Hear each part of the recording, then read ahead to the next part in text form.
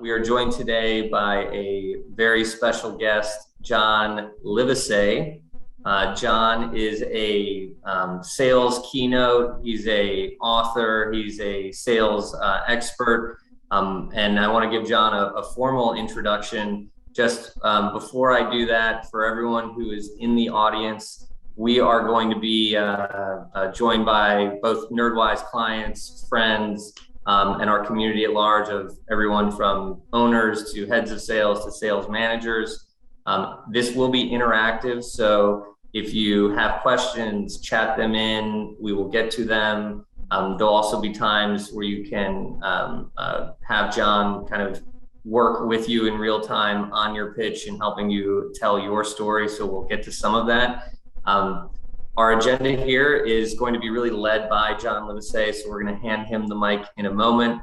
I want to first give him a very proper introduction. So if you want to take a look at some of John's materials, you can go to his website. You can check out his TED Talk, which has over 1 million views. It's on Be the Lifeguard of Your Own Life. John is known as the Pitch Whisperer. He is a keynote speaker who specializes in showing companies, sales teams, how to turn mundane case studies into compelling case stories to help them win new business. John is a award-winning member of Conde Nast, where he can share lessons from his entire career turning sales teams into revenue rock stars.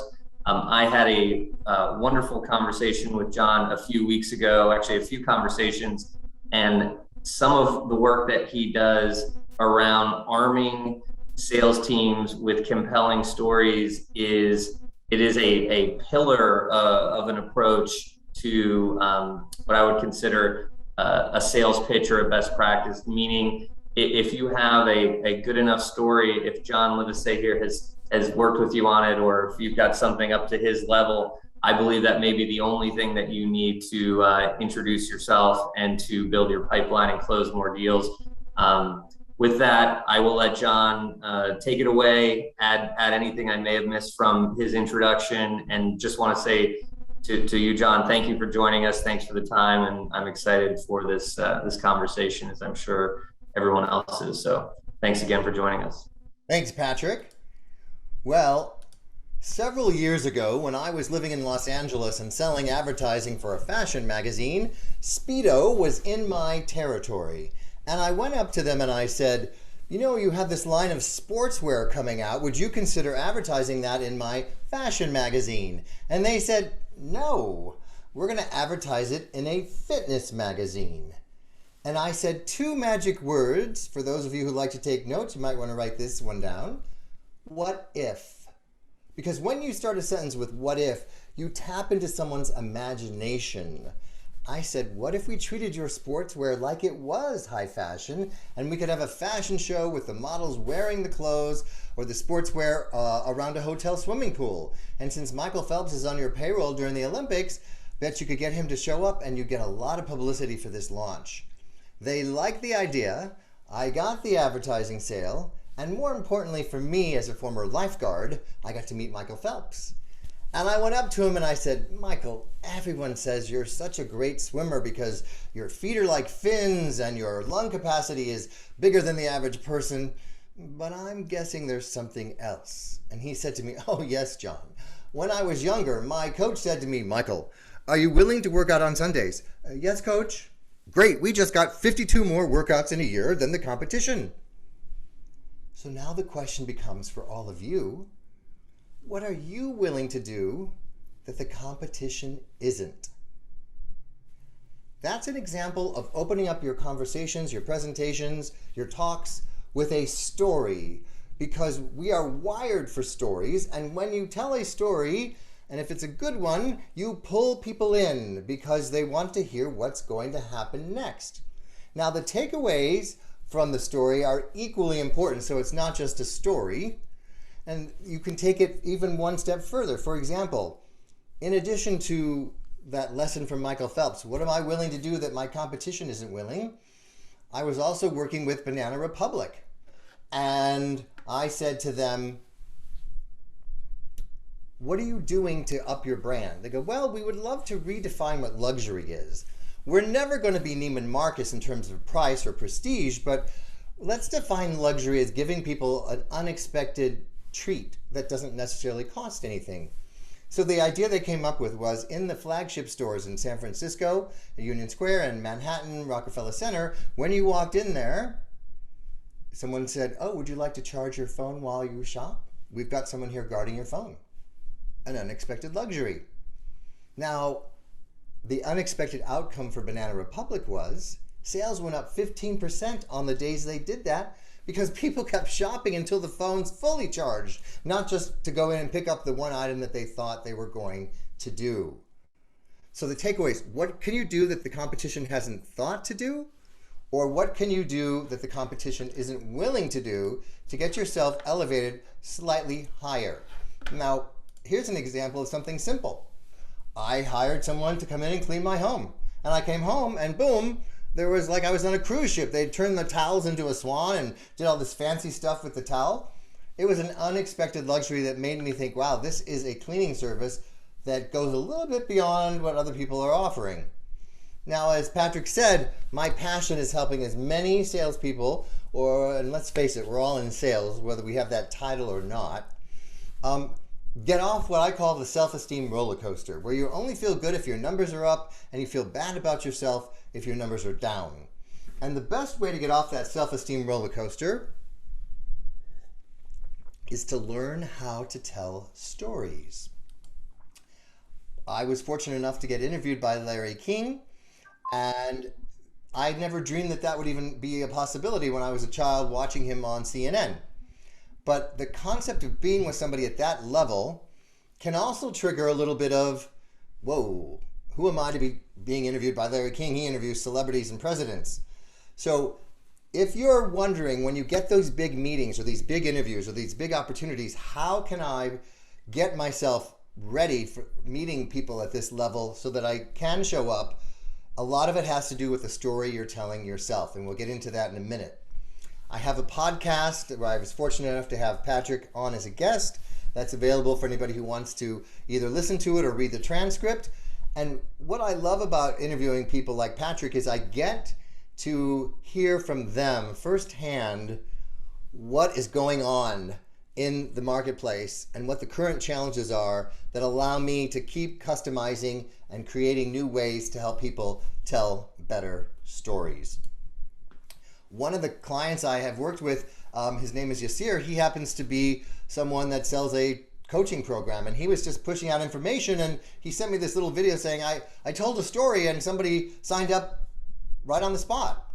I've worked with financial advisors, and they, this particular guy happens to live here in Austin where I do, and he goes, there's so many financial advisors, it's kind of like a real estate thing. You throw a rock and people say I'm an agent or I'm a financial planner.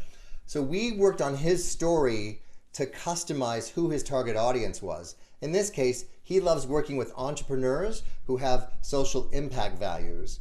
And he said, John, when I get a new client, if they're in their 30s or 40s and they've either sold their company or got a ton of money and they have money to invest, that client, I get a percentage of their investment portfolio for many, many years. So the need to tell a story that makes people pick him and build trust is what made him successful. I've also worked with Rose. She said, I was just pushing out facts and figures about what it was like to work with me, but once I told stories, it tugged at someone's heartstrings, and that's what made them open the purse strings without me having to feel pushy.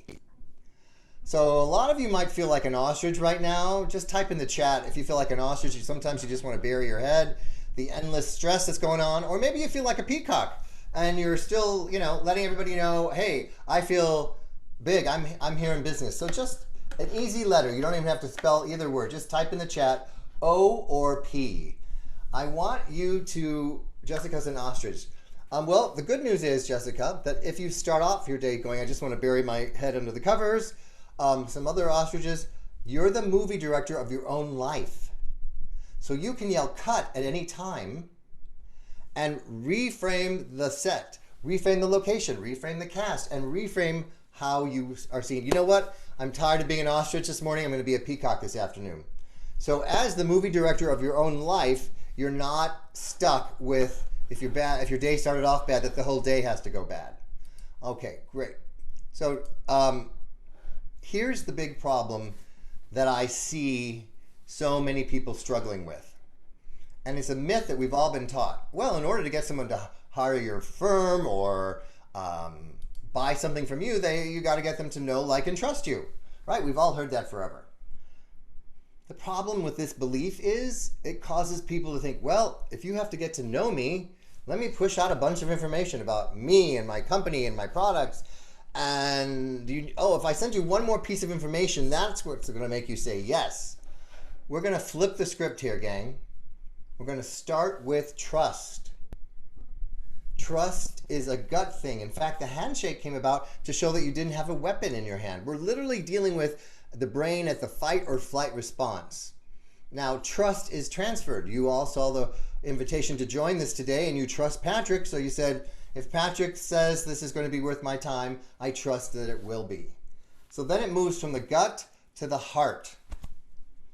And this is where your likability factor goes. Doctors spend more time with patients they like. Teachers spend more time with students they like. So how do you as a business person up your likability factor? Well, you show empathy. Again, for those of you who like to take notes, here you go. The better you can describe someone's problem, the more they think you have their solution. Like, oh, this Patrick guy's in my head. He knows exactly what I'm struggling with, what's keeping me up in the middle of the night. And the fact that he can articulate it in such a clear way, I think he probably gets me.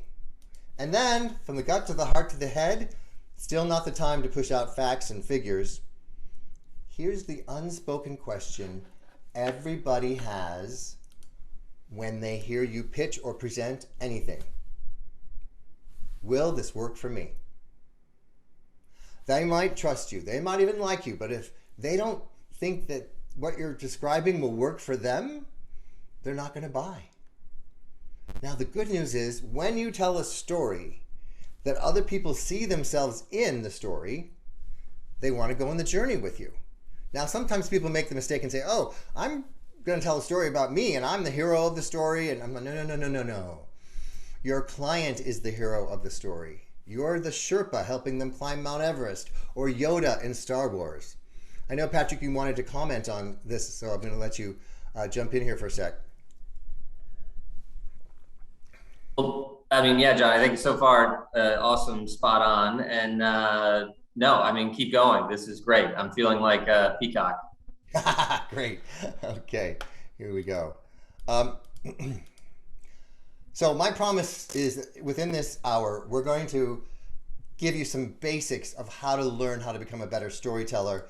A lot of the people I work with say, I feel like I'm drowning in a sea of sameness. There's so many other people who do what I do, whether it's a SaaS business or I'm in the IT business, and everyone's like, well, it's all the same, so I'm just going to go with the cheapest price. And of course, that's the kiss of death to your profitability and your sales. Nobody wants to be just talking about price.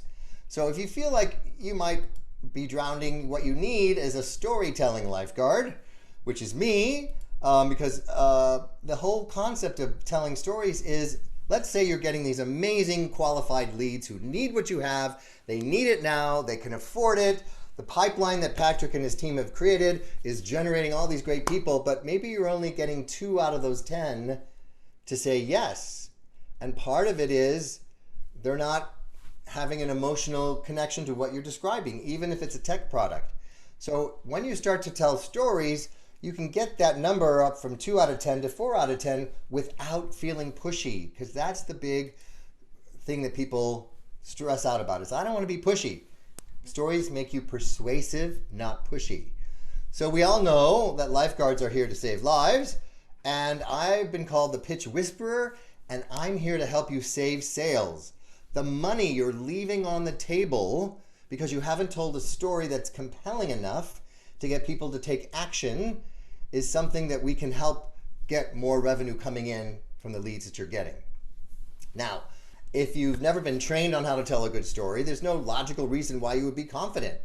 Or you say, well, I think I'm a pretty good storyteller, but people say, So here's the checklist for those of you who like to take notes.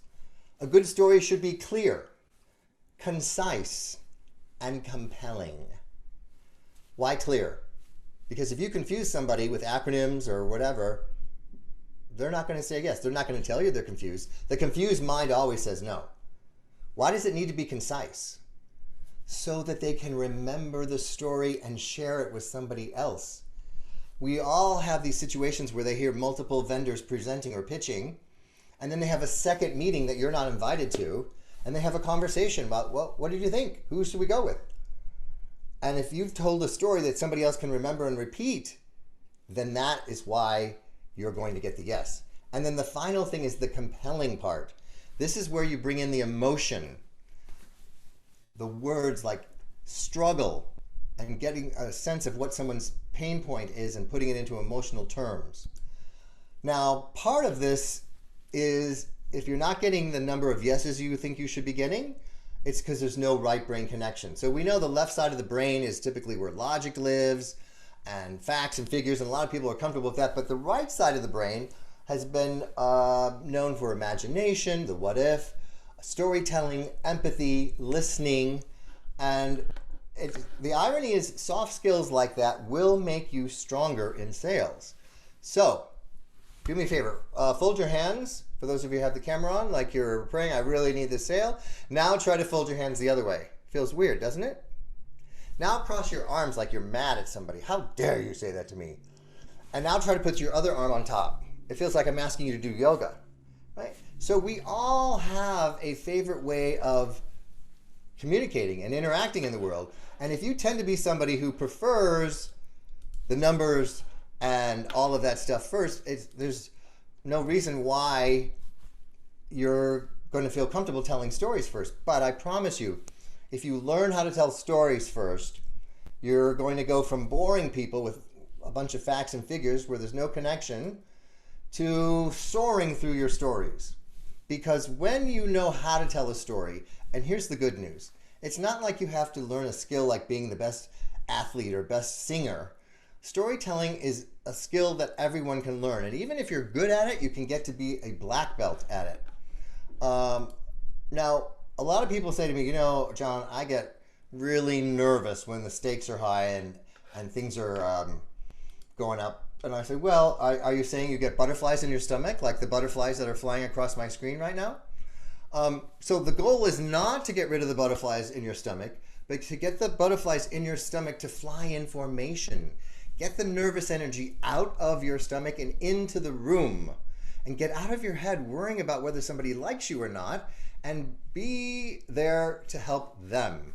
So that's my little butterfly moment that hopefully will allow you to retain this concept of the difference between excited and scared is very close. So it's up to us to reframe, am I excited about this opportunity or scared?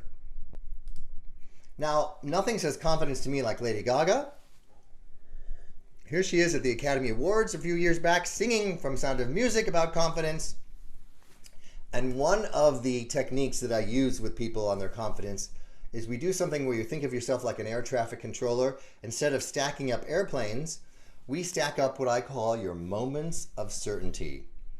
We're going to write down 2 or 3 times when you knew you nailed it. You got the job, you got the big sale. Because if you don't have that ready to go, the monkey mind, the negative self-talk kicks in. I need this commission, this will never happen. But if you stack up your moments of certainty along with the feeling, that is a big game changer on the confidence that people feel. Now, I've come up with a 3-part journey for everyone to go on. The first part is we're going to turn an elevator pitch into an elevator story. And this is at the beginning of the funnel. So you meet somebody in a networking situation or whatever it is, and they go, oh, what do? You want to have a little story ready to go that they are intrigued to want to have a conversation with you. The next is turning boring case studies, even the word study sounds dull like homework, into a story that people see themselves in. And I'm going to give you an example of that. And then finally, you need to think of your brain like a jukebox or a playlist, depending on how old you are. David and I know jukeboxes. You youngins know playlists. So instead of pulling out a song, you pull out the story, and you need to have multiple stories ready to go depending on who you're talking to, so that it's customized, that they say, oh, that sounds like me. So the roadmap is, our goal is to get you to be revenue rock stars, and that your stories make you irresistible. So once you go through this process and you get to the place where you're no longer just getting people to go, oh, I'm interested, but they don't really buy, then the stories help you through the whole conversation you're having. Whether it's the elevator story that gets people to want to have a sales conversation with you, or then when you're having that conversation, you know what to say. Now, sometimes people say to me, you know what, John, I'm not sure I have a story. I go, really? You've never had a bad family holiday? You've never made a mistake in your career or your personal life? You've never gotten lost?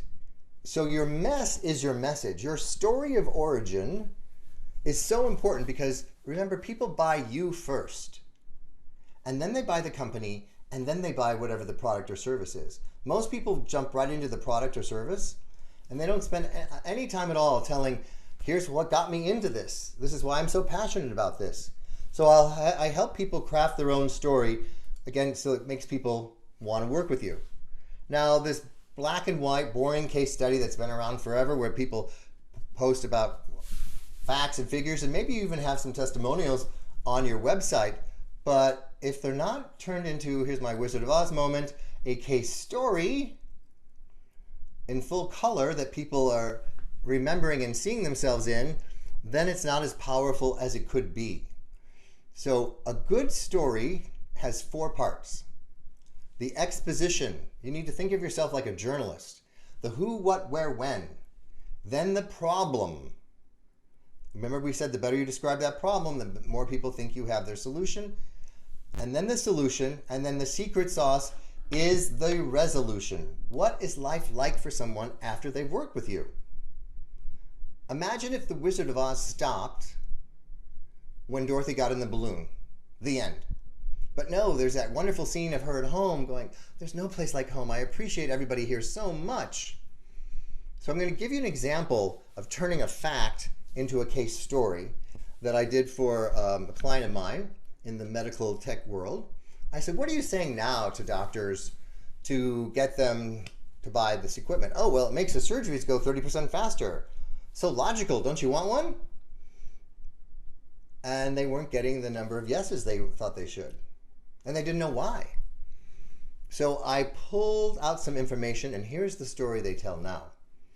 Imagine how happy Dr. Higgins was 6 months ago down at Long Beach Memorial using our equipment, and he could go out to the patient's family in the waiting room an hour earlier than expected.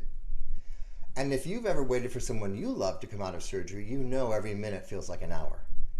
And he came out, put them out of their waiting misery, and said, good news, the scope shows they don't have cancer, they're going to be fine. And then turned to the rep and said, you know, that's why I became a doctor, for moments like this.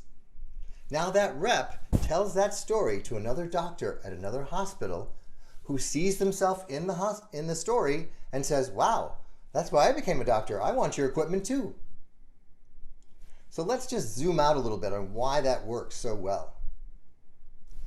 The client said, oh gosh, that gives us chills. Not only are we not telling stories, it never occurred to us to make the patient's family a character in the story. And the hero of the story is the doctor.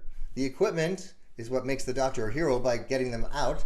You'll notice how I pulled you into the story by saying, if you've ever waited for someone you love to get out of surgery, you know every minute feels like an hour. So you're feeling the pain of what the family is going through. And even if you haven't gone through that, you probably know someone who has, or it's not that hard to imagine how painful that would be. And the resolution is the doctor saying to the rep, that's why I became a doctor, for moments like this. And that's what makes other doctors hearing that story see themselves in the story and say, boom, I want your equipment too, because of that feeling of why I did this in the first place. Not to go faster necessarily, but to help somebody not have to wait so long. And yes, there's all kinds of reasons why you would want a surgery to go faster anyway for the patient, but I settled in on that first. My camera decided to go a little blurry, but I'm sure it'll get back in a second. So you can start to see if you're the person that's telling a case story versus a fact, who is going to get the sale? Whoever tells the best story is the person that gets the yes.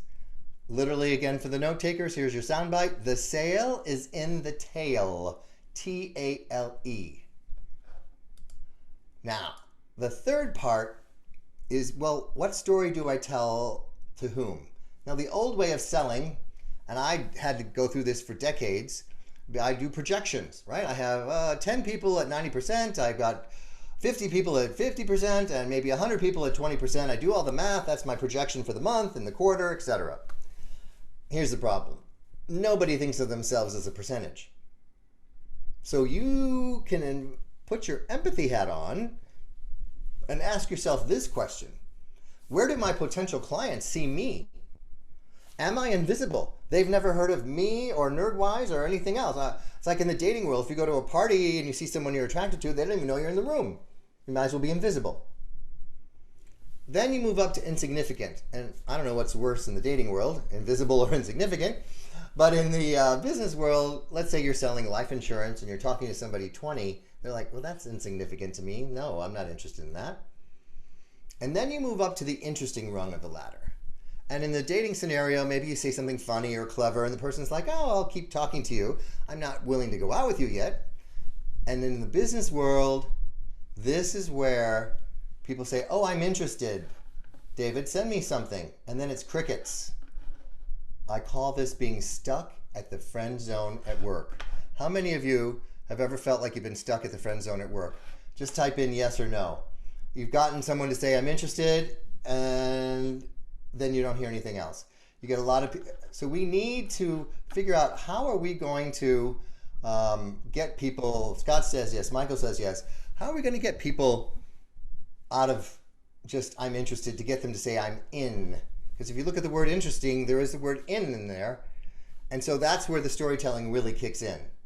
If you've gotten them interested where you've gotten invited in, either from an elevator story or an introduction, but now it's up to you to get them beyond just interested to intriguing. Again, in the dating scenario, maybe you paint a picture of what the date would look like, the town car, the roses, the champagne. I used this when I was talking to Speedo. I said, what if? I was intrigued. They were intrigued to want to know what that fashion show would look like. And could we get Michael Phelps there? And what kind of press? And then finally, at the very top is irresistible. Now, we know what this feels like in the dating world. You can't stop thinking of the person. You're texting them all the time. They're texting you. And in the business world, these are your best clients. These are the people who send you referrals. I think of them as your brand ambassadors. But like any relationship, we can take it for granted. So when I work with people, we identify clients on each rung of the ladder and then figure out a strategy to get someone up one rung. Unlike, LinkedIn, where some people say, hey, you want to connect and you want to buy from me on the same message? Most people don't do that in their dating life. They want to have coffee and get married. And yet some people think they can do that in business. So we figure out, well, who are these irresistible clients? And are we doing something above and beyond just remembering their birthday to make them feel appreciated and that they don't leave us or go to the competition? So again, this is the snapshot of the roadmap that you can use with my help to get this elevator pitch turned into a story where people are intrigued enough to say, wow, that's interesting, tell me more. Then the case stories that we just described, turning the stories of other people you've worked with into a story that people see themselves in. And then finally, how do I know what story to tell depending on who I'm talking to? If you've got different kinds of buyers, you want to have different kinds of stories so that they don't just say I'm interested, but I'm in, because that sounds like the journey I want to go on with you as my Sherpa or Yoda. Now, the concept of an elevator pitch has been around for so long, I say it's time to kill it. It's usually very boring. It's a 10-minute monologue. It sounds like you're reading a brochure. It's not authentic. So when we turn it into a story, there's 5 steps that allow you to do that. We're going to fix 1 or 2 here today. I'm going to give you 5 steps, and I'm going to give you my elevator story using these steps. You'll see how it starts off conversational. Most people make the mistake of saying, I'm a lawyer, I'm an accountant, I'm an IT specialist, I'm a SaaS business owner. And my recommendation is you don't get to what you're doing at the opening. Instead, you make it conversational, like, you know how there are so many entrepreneurs out there that are specializing in products that they love, but they hate selling. They struggle with sales. They don't know what to say. They don't know let alone that there's a story that should be told or how to tell the story. Well, I'm known as the pitch whisperer, and I teach people how to not have to fall in love with sales, but embrace storytelling. And when they do that, they become memorable and magnetic, and their business takes off, and they close more sales. People say, wow, what's a pitch whisperer? I know what a horse whisperer is. The whole goal of this elevator story is that people are intrigued to say, oh, that's interesting. Tell me more about that. And they're like, oh, pitch whisperer teaches people how to tell stories. They close more sales. But you see, there's the steps before I get into what I do. We're describing who I help and what problem I'm solving. So we have a little bit of time here to make this interactive. I'll keep this up. You don't have to be perfect. This is an opportunity, I invite people to say, let go of being a perfectionist and think of yourself as a word I made up called a progressionist. And a progressionist is someone who celebrates progress. We're wired for progress. That's why Fitbit works and, video games, you've made the next level. So I make this as painless as possible. I'll just ask you a few questions based on these, and then I will give you a rough draft first take on how I would suggest you start answering the question, hey, tell me what you do, or what kind of business are you in? So let's see, is there anyone that, lots of people were saying they were stuck in the friend zone. I love it. Is there anyone here who wants to raise their hand digitally or put in the chat, and we can call on you, and I'll give you a few tips on how to get this elevator story. Because remember, this is a great source of leads, because even if somebody doesn't know or need what you're offering, they could remember it and repeat it to someone who does. And if not, I could always just do it with Patrick. Well, yeah, and John, I'm at like the first stage of figuring this out for myself just through the last 30 minutes here, but I realized that I'm not using storytelling, and it's just about reframing some of the ways that I'm introducing Nerdwise when I meet with new prospects. And so, for example, in my case, and I would encourage, I see, we've got a bunch of clients on the line here right now, and I could call on a couple who I think would benefit from this as well. But in my case, we provide lead gen and prospecting and help people identify, where their next customer is going to come from and who they should be following through on. But I could easily start conversations with something like, how in sales, have you ever been in a moment in sales where you don't know where your next customer is coming from? Yeah. And kind of pointing out that that's a place that a lot of people don't want to be in, where you don't know where your next customer is coming from, and you have to, go out and build pipeline, and you're trying to find time to build that pipeline and to engage that market to then get to that next customer. And I could ask, have you ever been in that situation where you're not sure if you have the level of activity to have a predictable source of lead flow and to know, where your next customer is going to come from? And then probably go from there into, well, here's, and then kind of going through, and I got to go a little bit further now, and how, a lot of business owners don't have time to build pipeline and then go into and break out the rest of these pieces. But that's where my head's at, is trying to use some of this language to start off the conversation that way. Great. I'll give you a version of it, because remember, as we're brainstorming on what the content is, our checklist is it clear, is it concise, and is it compelling? And so that's why we want to insert the word struggle when we describe the problem. So how so many business owners today who have a successful business, but it's not really consistent revenue. Their big struggle, sometimes it keeps them up in the middle of the night, is they don't know where their next customer is coming from. They're so focused on the customers they have, and the job might be ending, and they have no idea where the next one's coming, and the revenue's not consistent, and they don't really have the time or expertise to create their own sales pipeline. And so without that, business is sporadic, and there's no way they can really plan on whether they should hire more people, because they don't know what the revenue source is. So what we do at Nerdwise is we come in and we take all that stress off their plate. We've got a proven step-by-step process that builds the right pipeline for that particular business and gives them qualified leads on an ongoing basis. So after working with us, they no longer have to wake up wondering where the next customer is coming from. It's all flowing like an oil rig or water in a river. It's just consistent, and that allows them to grow their business without the stress of wondering whether they have the revenue coming in to justify it.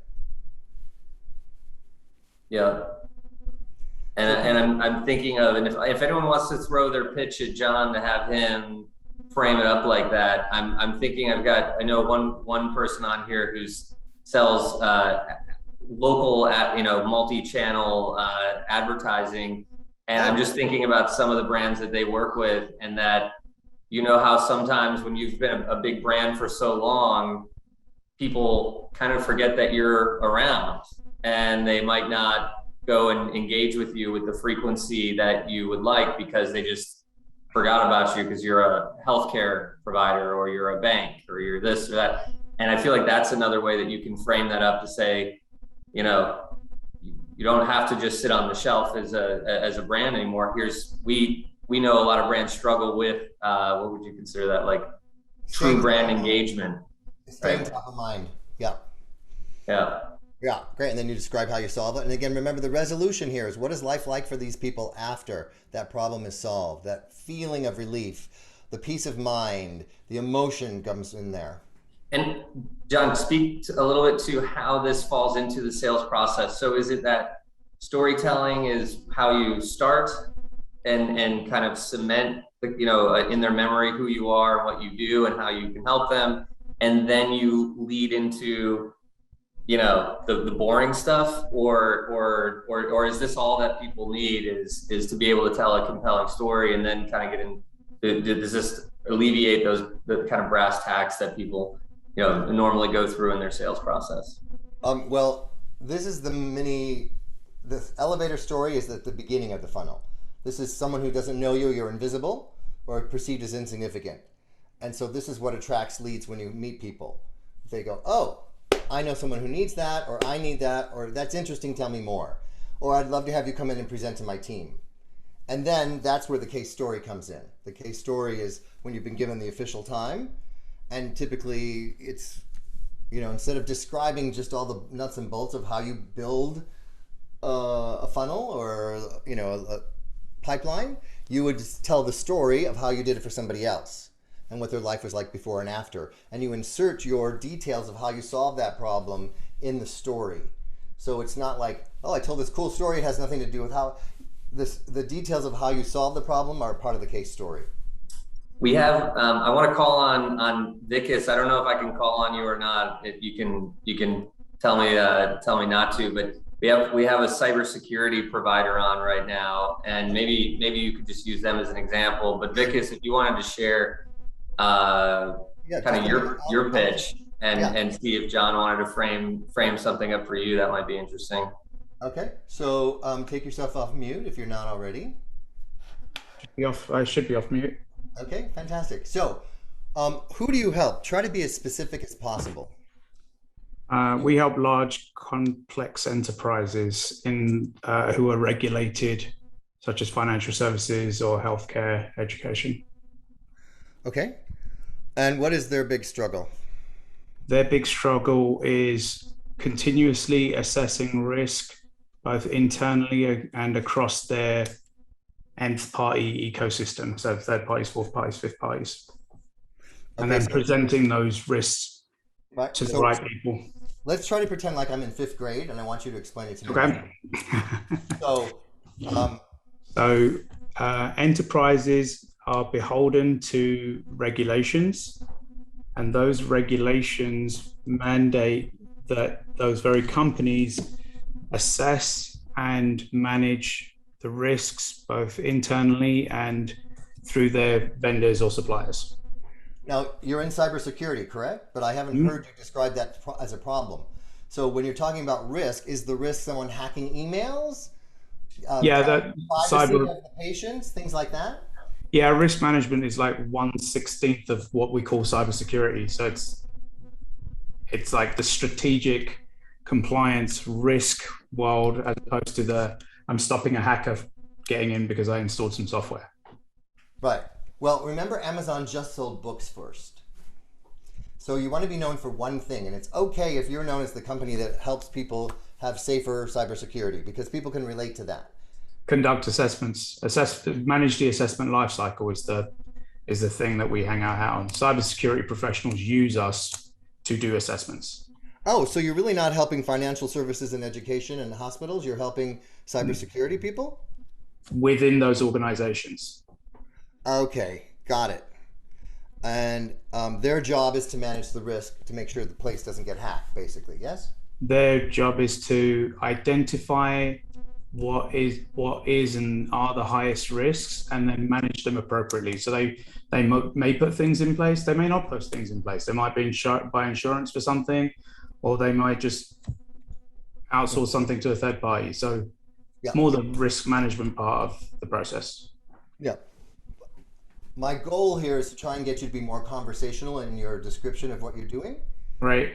As opposed to the acronyms and all the complex multi-syllable words you're using. So we're trying to make it like a fifth grader could understand it. And I understand it's not everything you do. Again, Amazon books, let's just be known for at least one part of it, so people would be intrigued to go, well, what else do you do? So, and how do you solve it? What is it you do? We simplify and automate the process by removing the manual spreadsheet processes with a SaaS platform. Great. And what's the name of your company? Just Protect. Just Protect. Okay, got it. So here's a version. It's not going to be perfect. It's not going to tell everybody everything you do, and that's okay. Again, the goal is to intrigue people to want to know more. Yeah. You know how industries that are in financial services, education, or in hospitals all have somebody that works for them that's in charge of the cybersecurity. Those people have a very stressful job. They are struggling daily to keep up with all the latest options of managing risks, from making sure that a patient's private healthcare information isn't hacked, to all kinds of cybersecurity issues, or whether they need to fix that or not. So what we do at Just Protect is we come in and take what they have been doing manually and automate it, which makes them much more efficient and saves them a ton of time, so that they can in fact keep their company safe from any cybersecurity issues. Some nice applause there. Yeah? Yeah. It's hard to do on the spot, I give you a high five for this. That's not easy to do in front of a crowd, so good stuff. Thanks. All right, so that's just the tip of the iceberg of how it can go. And David's saying you need customer insights to understand the job. Yes, again, we're just at an elevator. This is a cocktail party, a networking situation. And you need like a 30, 90-second description. And yes, you notice certain words like struggle. Yes. Your voice is an instrument. So those of you who like music, nobody likes to listen to the same song at the same volume or the same pace. I have found that confident people are comfortable with silence.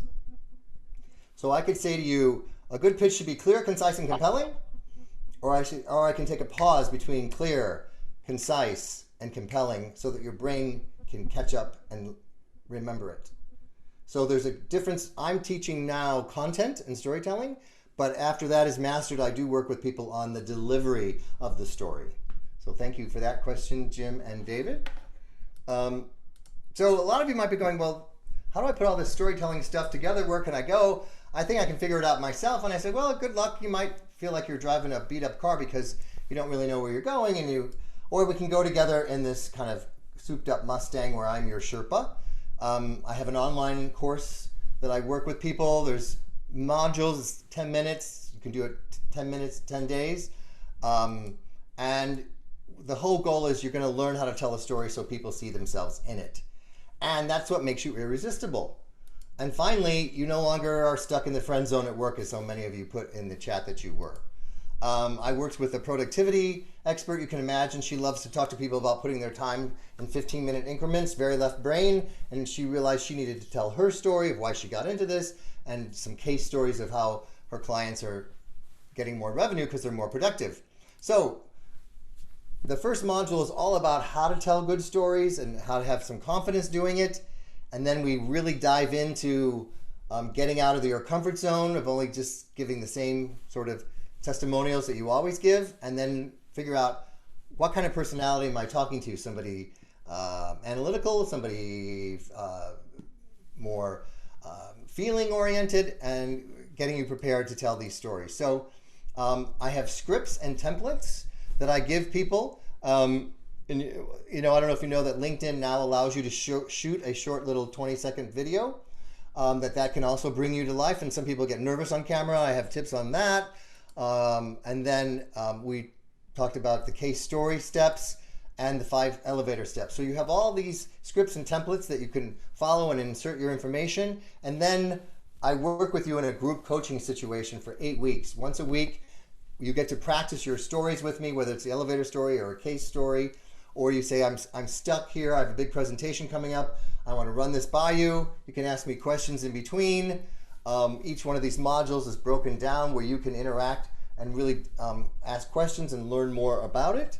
And then you get a little certificate at the end, saying that you've completed this. Barry needed some help on his stories to get his nonprofit.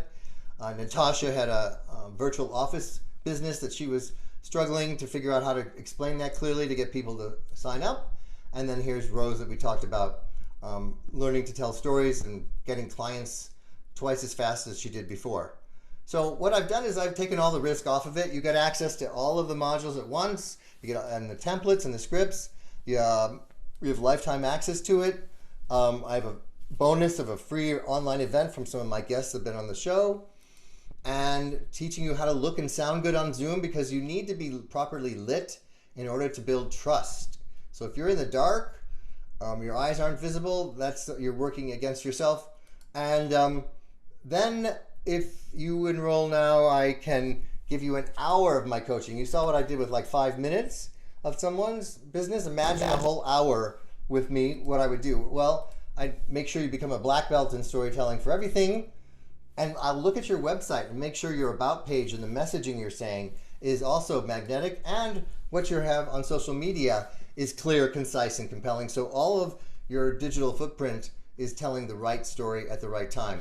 If you go to that link at the bottom there, I just threw it in the chat as well, it asks you a few questions about your business, how much revenue you have coming in, and if you want to set up time to talk with me to see if this is something you want to work on.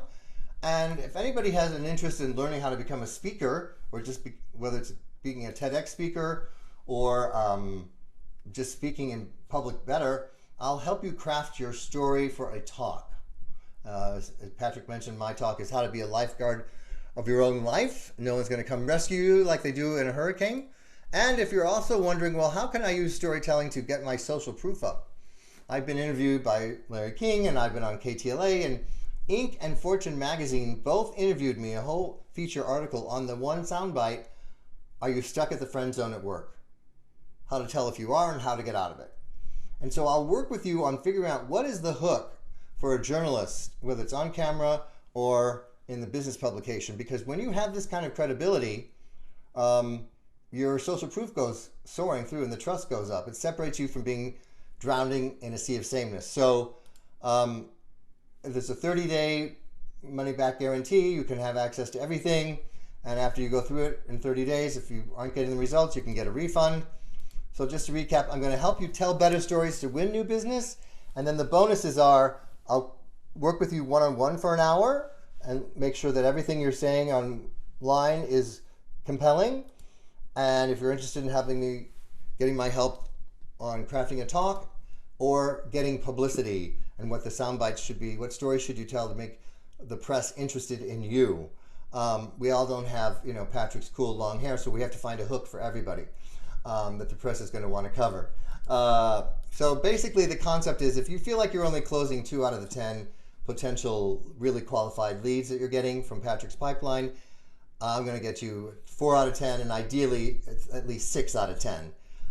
So that's the gist of it. If you go to that link, you'll be taken to this page. You just fill in a couple questions, and then you can book in time to have a conversation with me to see if I feel like I can help you with your stories. It's awesome, John. Good stuff. I think for me, the big takeaway from this session, and if anyone has questions, please stay on and feel free to pick John's brain for a couple minutes here. But for me, I think this is kind of the glue for my sales process that I want to work on, that can help me connect all of the dots as I take people from that first intro to what we do through the pitch and making it more memorable. I'm definitely guilty of being like very black and white. This is what I do. This is what it is. Do you need it or do you not need it? Type of a thing. And that works, you know. I mean, it closes some, but I don't think it's something that leaves people feeling